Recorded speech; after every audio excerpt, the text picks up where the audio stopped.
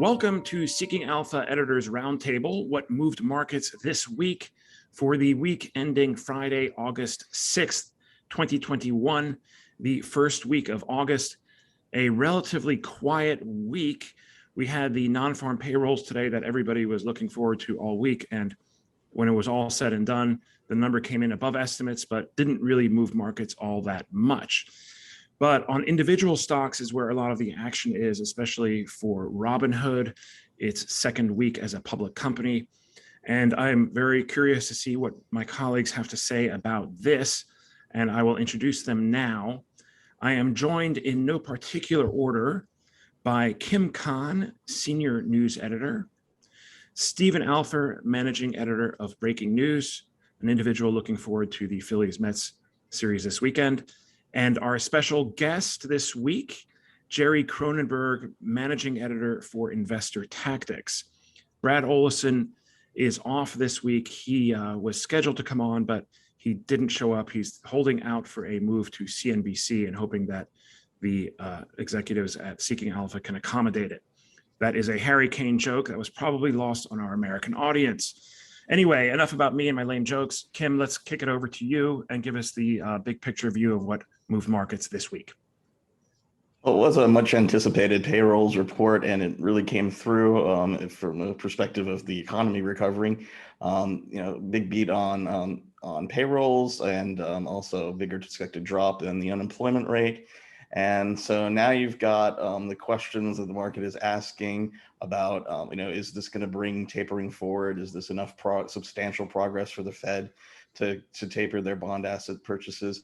And also, let's see that's kind of reflected in today's market action, because rates are kind of off to the races. The 10-year is getting closer to 1.3%. And that's having its impact on stocks. So the Dow, kind of tethered to these reflation names, is doing well, and the Nasdaq, with these high value tech stocks that don't do well in rising rate environments, is falling. And you kind of see the S&P stuck in the middle. And that's another question, is really, with the outsized gain that the S&P, the techs have had for the S&P, can the S&P keep moving higher once if these tech stocks aren't going to join in the rally? Looking at this week, it's been pretty good still so far, even with today's mixed action. Almost like 10 and 11 of the S&P sectors are still higher for the week, and it's the highest one is the financials. They're doing the best, and followed by utilities. So kind of an eclectic mix at the top, and then defensive names like healthcare and consumer staples are struggling. Interesting. Yeah, Jerry, I touched on it. Bring you into the conversation here. The Robinhood IPO last week had a huge run. Tell us, what are you watching there? Well, obviously, that's a big macro sign for IPOs, which is a big macro sign for the markets in general. Of course, Robinhood had a kind of weak IPO last week.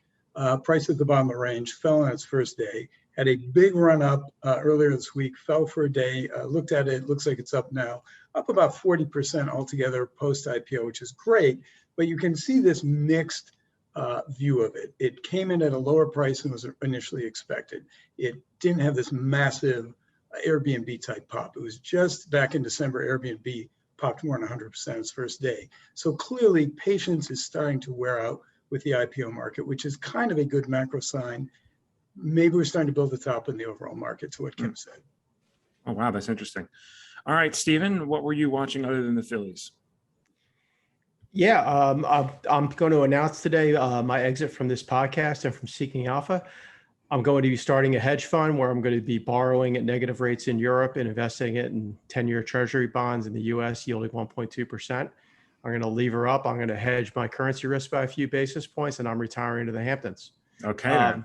It's crazy. The German 10-year Bund yield this week fell to negative 0.5%. So it's not negative by a handful of basis points anymore. It's negative by 50 basis points. It's actually a higher negative yield than the ECB base rate, which is negative 50 basis points. So just, I don't know how many times you have to say unprecedented times that we live in, but it is crazy.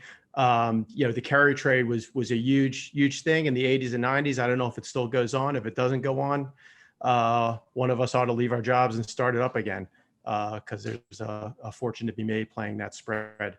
But as Kim said, it was a strong report. The big surprise to me was not necessarily the print, which is more or less in the line, 943,000 versus 900,000, but a big drop in the unemployment rate to 5.4%, as the labor force participation rate did not go up at all.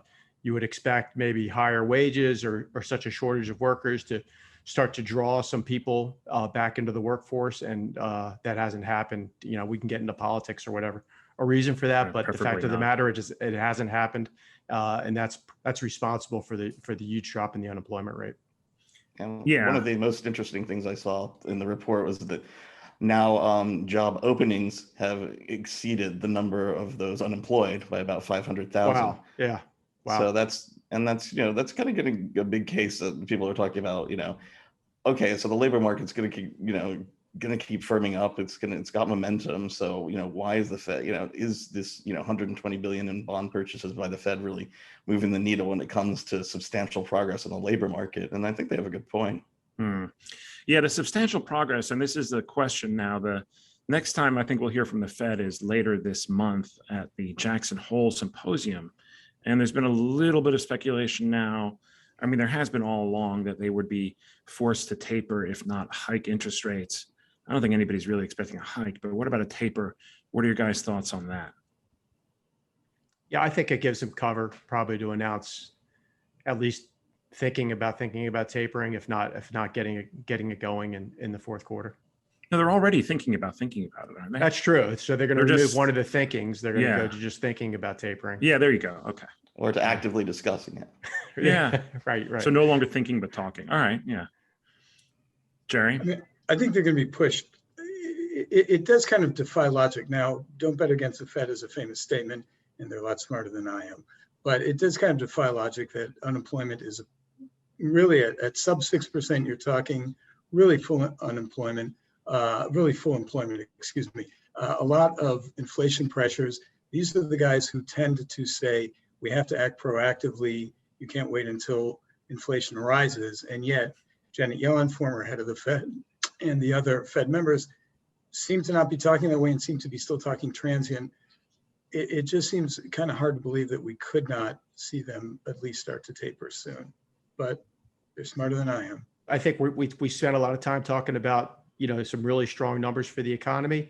Counterbalancing that is we're starting to hear from these governors who had mostly gone into hiding for several months, talking about new masking requirements or vaccination passports, or even kind of limited kind of shutdowns maybe.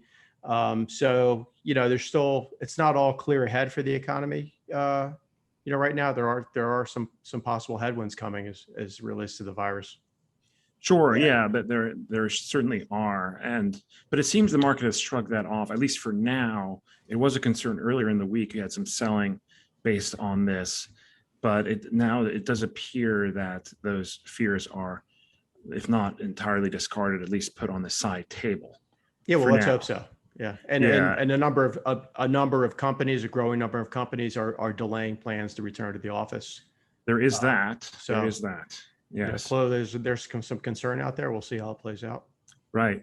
But we did have some positive earnings reports. Actually, we didn't, but I was going to say the cruise lines, the stocks shot up, even though the earnings reports were a disappointment, right? I guess they were just the forward guidance. Is that what caused that? They're very bullish on next year's bookings. Yeah. And they're really hammering that home. It's like, to levels, even when they're taking into account, I think it was the credits they've given for people for missed cruises, they still look like they can beat 2019 numbers. So I think that's countered a little bit by, the cost it's taken them to just get the fleets up and moving, and safety inspections and sanitization and new health measures and all that. But yeah, I think that they're banging the drum on 2022. All right, well, let's wrap up this recording of our weekly Editors Roundtable. We thank you all for being with us. And if you've been watching us and we're distracted by how handsome we are, I can't blame you, then you can, and you want to listen in a more focused environment, you can download the podcast through the Wall Street Breakfast podcast account. Get that anywhere you get your podcasts. And with that, we thank you for being with us and wish you a happy weekend and look forward to speaking to you again next week.